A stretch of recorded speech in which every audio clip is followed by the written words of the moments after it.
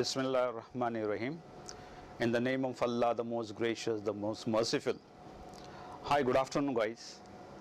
Today we are going to have a talk on a very interesting topic, and this is what I have been doing for the last almost 15 years, and that is interest-free microfinance.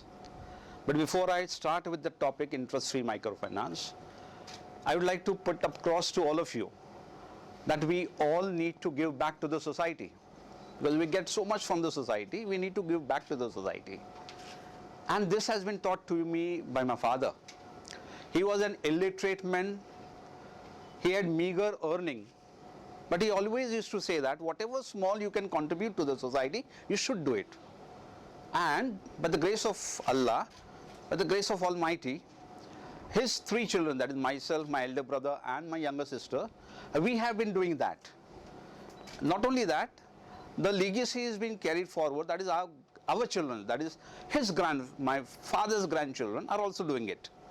And I definitely feel that this is something which is very important, that we give back to the society, however small, however micro it could be.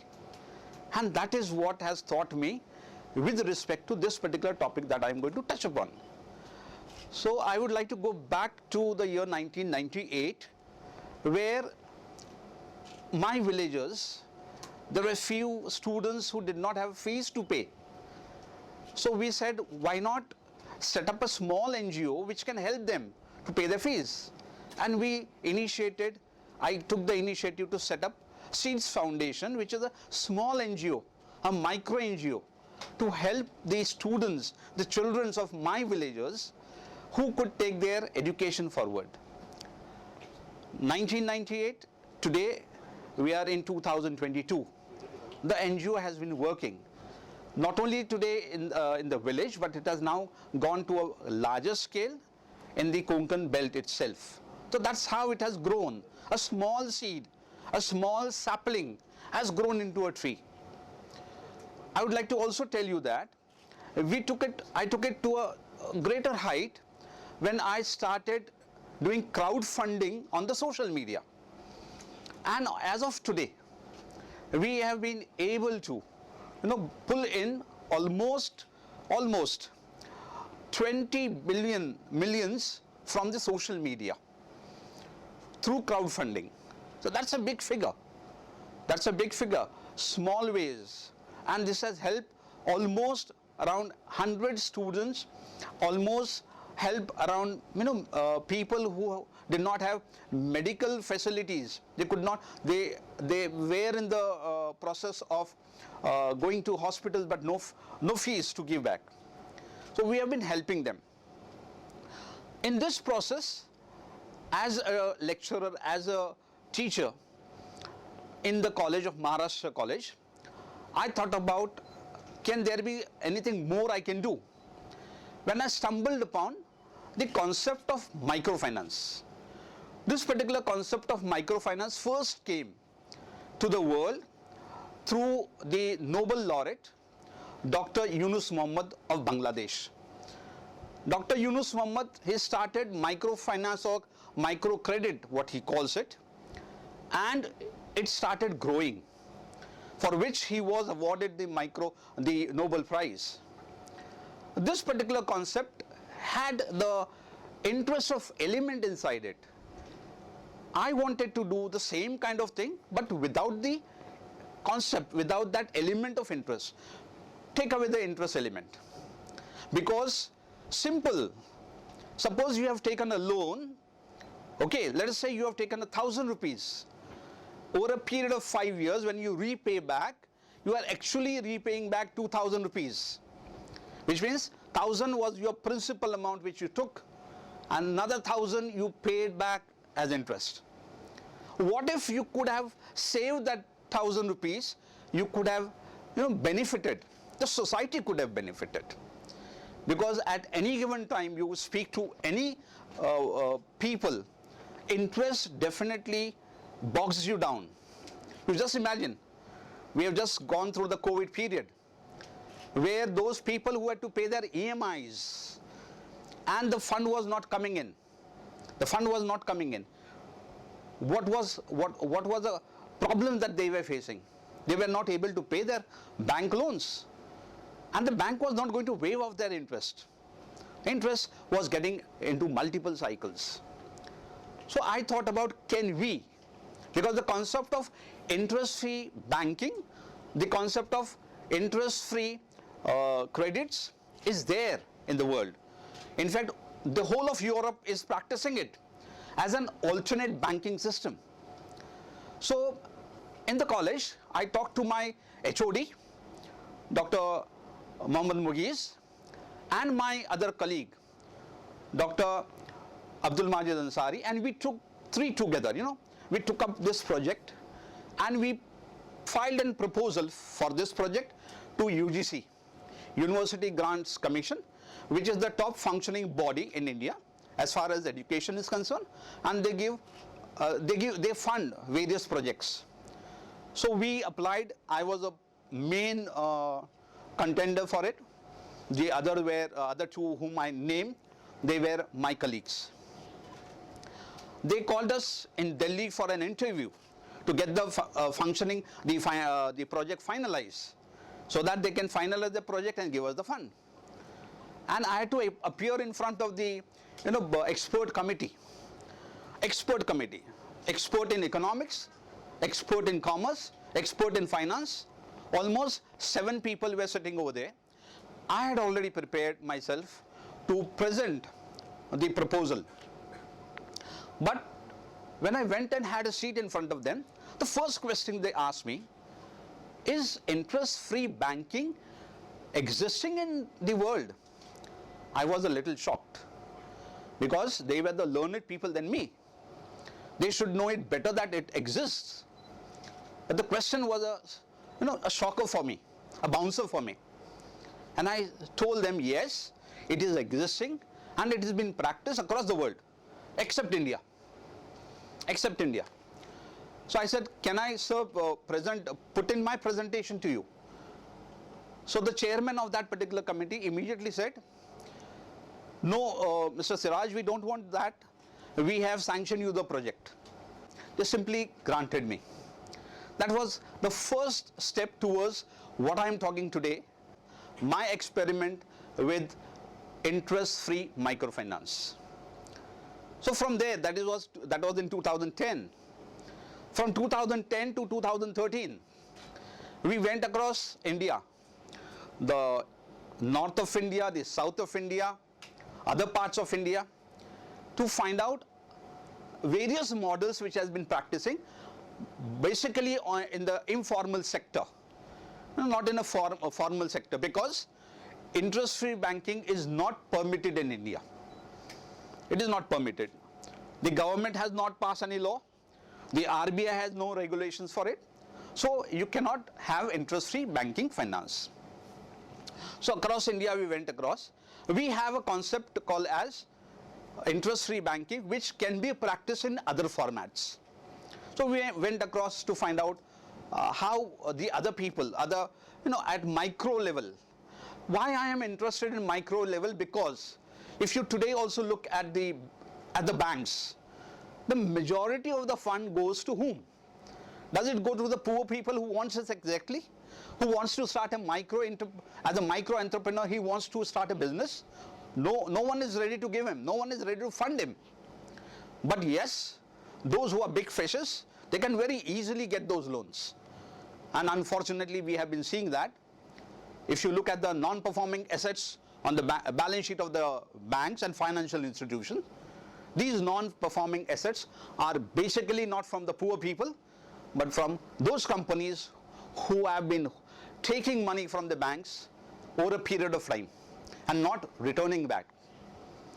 So that is something which I was very worried, that the small micro entrepreneur who wants to start a small business, he has an idea, but no one is ready to fund him.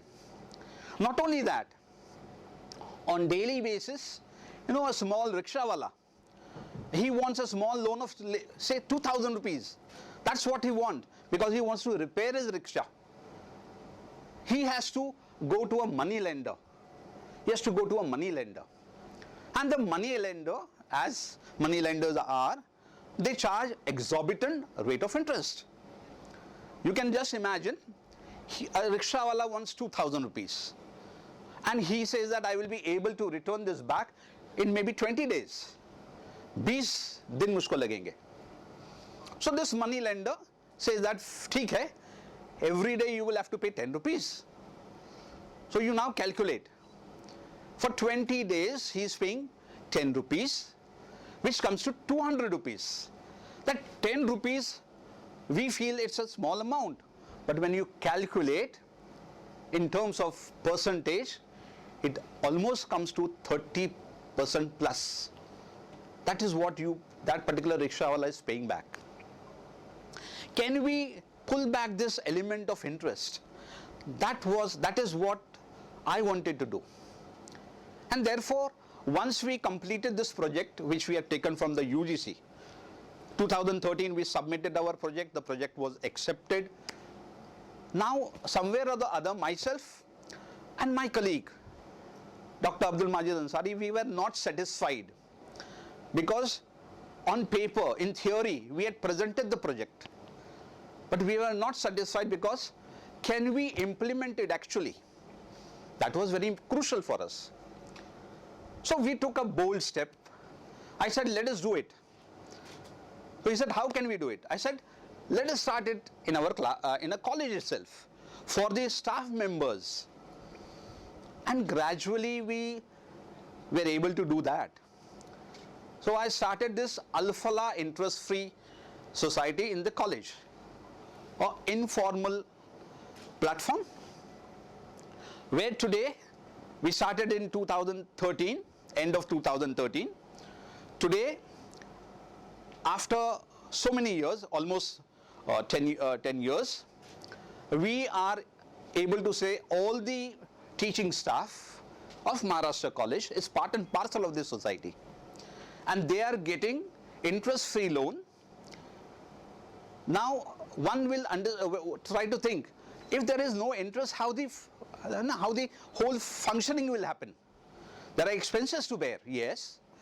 So instead of interest, we have a concept called service charges, and we are taking service charges at the initial period.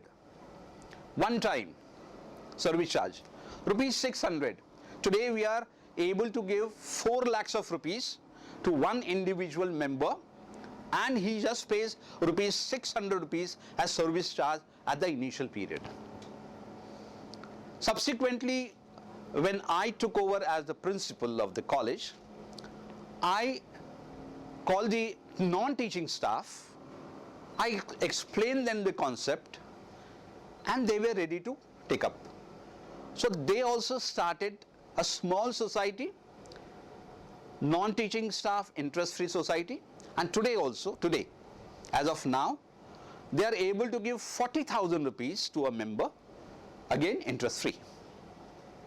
So this is an experiment I am doing, and successfully doing it. These were the two formats which are informal formats, but I wanted that it should come into the formal format.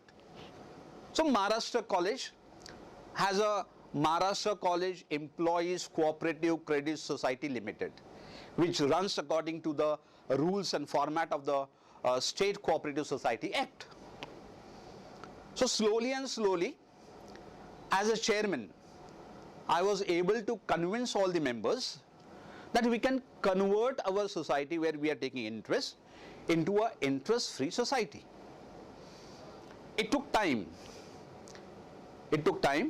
but in 2018, I was able to convince them to convert it.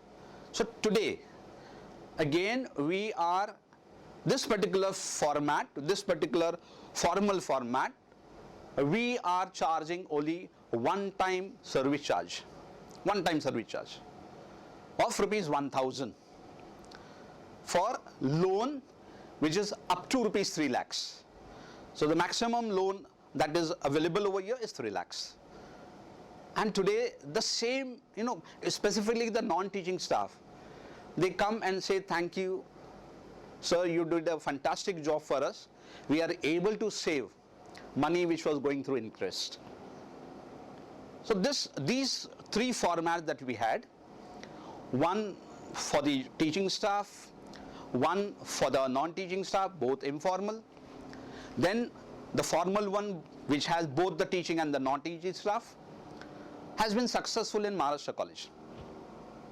But we wanted to do it at a larger level, and therefore we identified Mumra as a area where my colleague Dr. Abdul Majid Ansari resides, and we started an interest-free society over there called as Beanish Interest-Free Society, where a rickshaw wala will be coming. He has problem, as I said. He wants 1,000 rupees, he wants 2,000 rupees. Maybe a cart wala, hadgadi wala, maybe someone who wants to pay the fees of his child, they come. We are able to give them loan, and without security.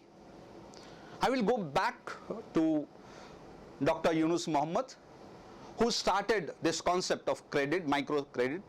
He established Grameen Bank in Bangladesh. The purpose was to see that those people who did not have collateral security also get loan. Because when you go to a bank, the bank will simply ask you what is the collateral security you have. आपके पास क्या है जो आप गिरवी रख सकते हैं? अब जिसके पास कुछ भी नहीं है वो आपके पास कैसे आएगा? आप तो दे नहीं सकते. So Grameen Bank was basically helping these people, these microfinance entrepreneurs and many of those women, by giving them loan which had no collateral security. This model became so popular, so successful, that the World Bank also asked other poor countries to follow the model. And it was this model which gave Dr. Yunus Muhammad the Nobel Prize. But somewhere or the other, I was also trying to look at this model, but that interest element I wanted to take out. And that is what I said. Today I am talking to you on the concept of interest-free microfinance. It's an experiment that I am doing. Now, these three things which I was able to do in Maharashtra College, and then replicated it outside Maharashtra College in a particular area, I would like to also tell you that zero defaulters, we have zero defaulters. Defaulters are zero. No collaterals, zero defaulters. That's the success of this. We wanted to take it at a larger scale, and therefore just 2 years back we were still, and presently I am still studying what more we can do. So just 2 years back we stuck on the NIDI concept, the NIDI Act 2013. This particular NIDI Act it's a act under the Companies Corporate Finance, and you can establish a company under the act as a corporate, and you can function as a bank. You are not a bank, but you can function similar functions like the bank. So we established one company called Manavta Nidhi Limited in Malegaon. Now this is an area, this is a textile town, where again there is a huge demand for loan, microfinance loan, but there are no people giving it. And over the period of these 2 years, we have been able to successfully, start this particular NIDI and function. It is functioning.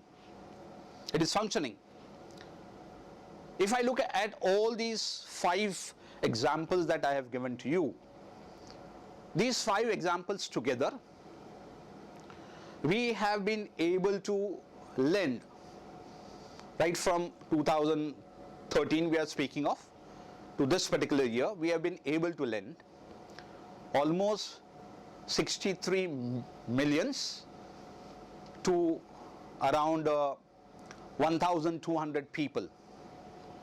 1,200 people. And still I am not yet satisfied, because I feel that this particular needy concept that we have taken up, and we have seen it successfully doing it, we want to spread this to many people, many other areas. Not only that, the model that we are practicing in Maharashtra College, the informal model and the formal model. Myself and Dr. Abdul Majid Ansari, we have been going across cities, going across people, trying to explain them the concept, bringing in awareness, so that in a small way, small areas can be covered up, where this kind of funding can be available to micro entrepreneurs. One very interesting part which also hurts, many of these those who have taken loan, of them, if you are looking at the number of people, and we are talking in terms of sex, many of the women have taken loan. Many women have taken loan. And the women have taken loan from, usually, either it is the Marwadi who is lending, he is the money lender, or the jewelers in their area. And when it comes to repaying back, the first thing is very clear कि interest वाला element है, जो interest है वो पहले दीजिए आप, principal amount आपके पास रखिए, because they are interested in the interest. Let the principal be there, वो आएगा. And many a times, over a period of time, what happens? You find that these women who have pawned their jewelry, है ना, अपने जेवरात को रखे हैं, अब ये जो मनी लेंडर है वो he starts extracting, he starts abusing them. Verbal abuse, I would not, it's difficult for me to put those words over here. So verbal abuse, then it goes to the next level. It goes to physical abuse. And we have stories where we have found that many a times these money lenders, in whatever form they are, they have compelled the women to go into sex. The dark side. And one step ahead, many a times the husband is aware of this. But he can't do anything. पैसा चुकाना है आपको और आपको कोई कीमत अदा करनी है. These things have definitely disturbed me, and I have taken it as a mission that at whatever area I can go ahead, I would like to spread this awareness to create small pockets whereby these kinds of models can be replicated. The informal model, the formal models, they can be replicated very easily. But there should have been desire to give back to the society. Because whatever we are today, in fact whatever I am today, I have gained from the society. And I feel that it is my moral responsibility, which my father has taught me, that I have to give back to the society. I have to give back to the society in different ways. In between, I had just mentioned about to you that I have been doing a lot of crowdfunding on the social media. The purpose was helping students who have gone for engineering, students who have gone for medical and so on, that they could get funds from wherever they are available. I have been doing that. Many times, as I said, people are diagnosed with many diseases, but they do not have money to fund their medical expenses. I've used the crowdfunding to do that. So somewhere or the other, in myself, in my heart, I keep on feeling I have to give back to the society. However small that could be. However small that could be. As my father said, it does not matter how small it is, but giving back is very important. If we all do this, together, this world could be a better world. So those who are listening to me, you can definitely connect to me, and I can show you the ways and means by which you can do it. I believe in one point, that number one, or one, just one. If you have that idea as one individual, go ahead with it. Go ahead with it. Don't bother. You can go ahead with it. You have your determination, put in your dedication, and with consistency, try to go ahead with the idea. If not today, if not tomorrow, in days to come, the idea will definitely grow. People will join you together. जैसे कहते हैं कि मैं अकेला ही चला था, जानिबे मंजिल मगर लोग साथ आके गए, कारवा बनता गया. So we need to do something which we believe into, and that's what I have been doing for the last few years. I would like to thank all those who have been contributing, helping me to do this together. I would like to thank my colleague, my friend, Dr. Abdul Majid Ansari. He is one of the pillars, behind me, and others who have come across to me.